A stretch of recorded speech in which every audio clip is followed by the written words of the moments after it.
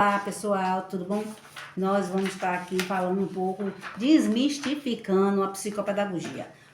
Hoje, 17/8/2024, estamos aqui no Instituto Educacional Social de Portão para trabalhar psicopedagogia. Os alunos que não puderem vir vão estar assinando, escrevendo, falando nos lives lá embaixo, colocando seus depoimentos e fazendo suas atividades. Não isenta das aulas presenciais.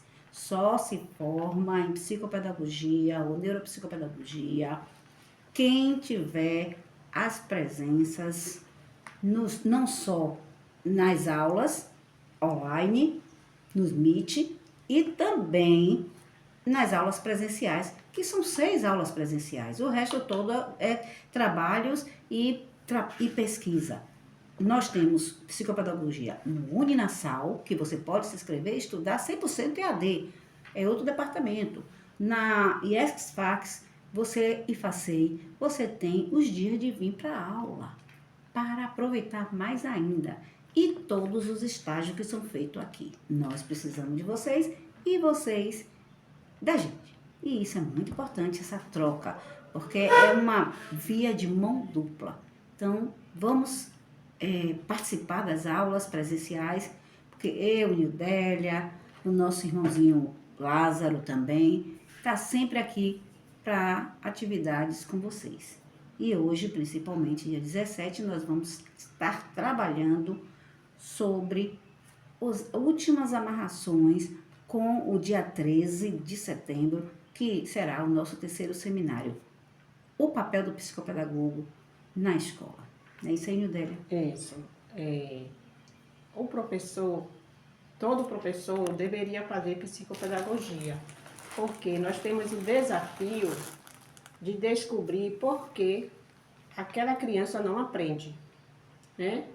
E aí, quando você precisa descobrir por que aquele aluno seu está sem aprender, você tem que fazer atividades para descobrir isso, que a gente chama na psicopedagogia de diagnóstico.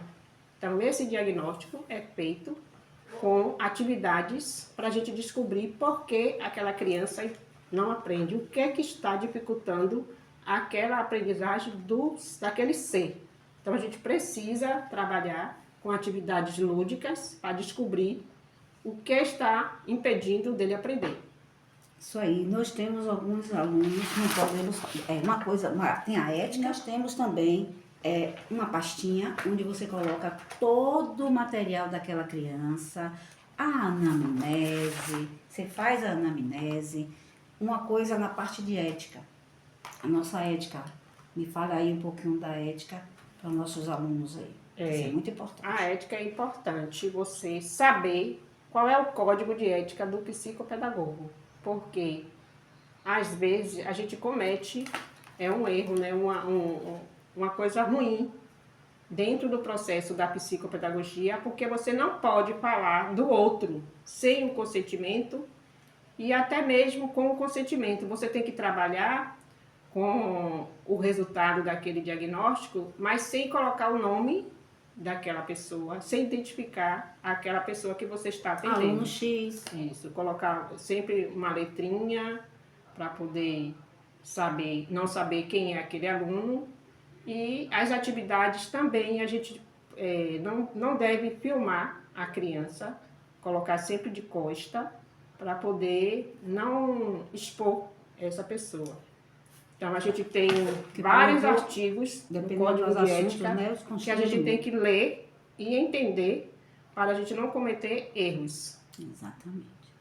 Então, é importante que você, nos seus atendimentos, mantenha, né, o segredo, não só o sigilo, mantenha o sigilo para que até a mãe, o tio, o pai, porque você sabe que quem detecta tudo isso é o professor na sala de aula.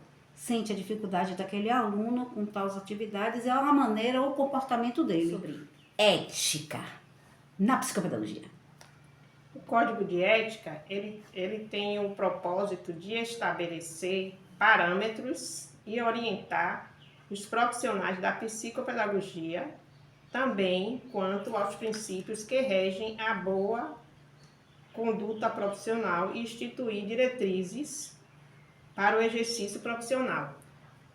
Vocês devem estar percebendo que eu estou lendo, porque é muita coisa para a gente falar sem olhar. Ainda mais é lei, né? E... Lei você tem que seguir. O Código de Ética tem vários capítulos e artigos que a gente deve ler minuciosamente para poder a gente não cometer erros.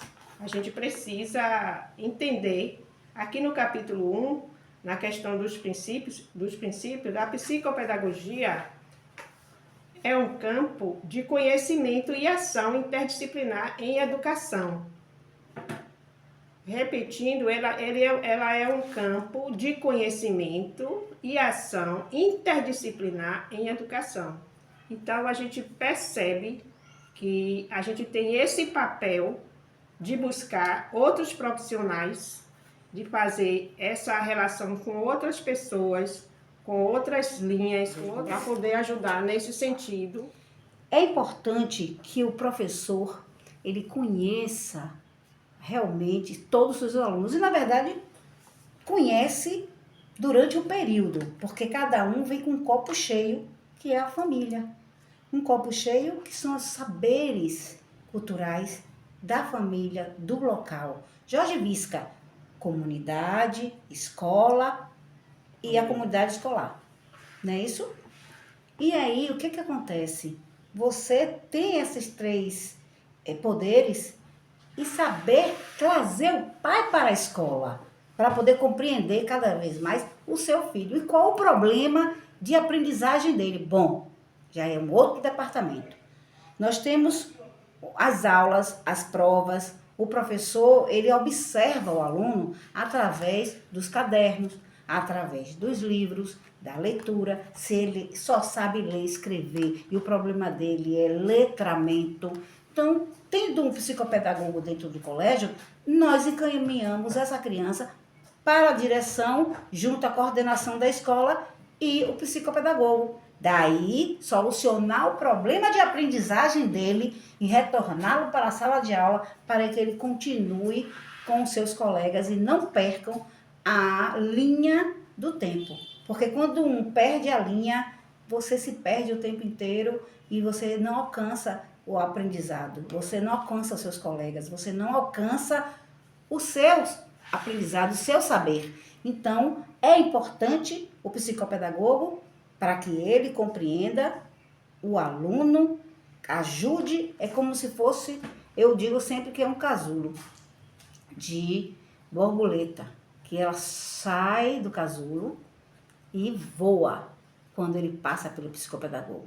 Porque o psicopedagogo, ele vai fazer toda a intervenção psicopedagógica, piagetiana, as provas vão detectar onde é que está o foco do problema e resolver com todo carinho e entregar ele de volta à sociedade, à sua sala de aula e resolvendo todos os problemas cognitivos de aprendizagem dessa criança.